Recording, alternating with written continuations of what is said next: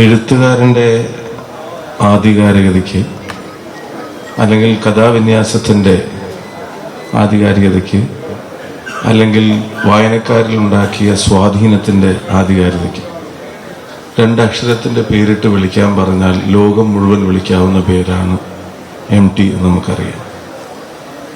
രണ്ട് കാര്യം മാത്രം ആലോചിച്ച് നോക്കുക. നൂറ്റാണ്ടുകൾ പാടി നടന്ന വടക്കം പാട്ടുകളിൽ എവിടെയെങ്കിലും ചന്തു ഒരു നായകനായിരുന്നു.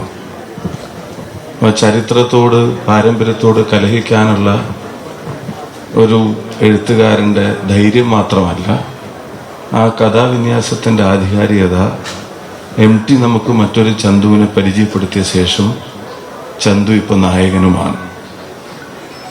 ഭീമസേനൻ നമുക്ക് എന്നെങ്കിലും നായകനായിരുന്നു, ധർമ്മപുത്രരായിരുന്നില്ല, വില്ലാളി വീരനായിരുന്ന അർജുനനായിരുന്നില്ല.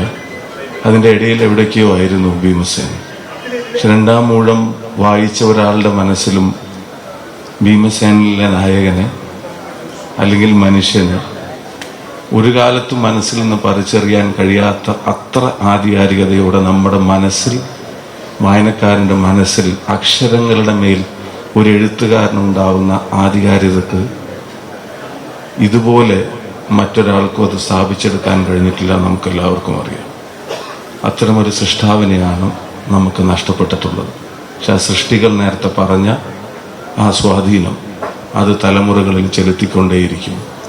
എഴുത്തുകാരനായി അറിയപ്പെട്ടു തുടങ്ങി 7 പതിറ്റാണ്ട് കാലത്തിലെ എഴുത്തുകൊണ്ട് ഒരു ദീർഘകാലത്തെ വസന്തം നമ്മുടെ മുന്നിൽ വിരിയിച്ച മഹാരഥന്റെ ഓർമ്മകൾക്ക് മുന്നിൽ ഈ നാടിൻ്റെ ആദരാഞ്ജലികൾ അർപ്പിക്കും.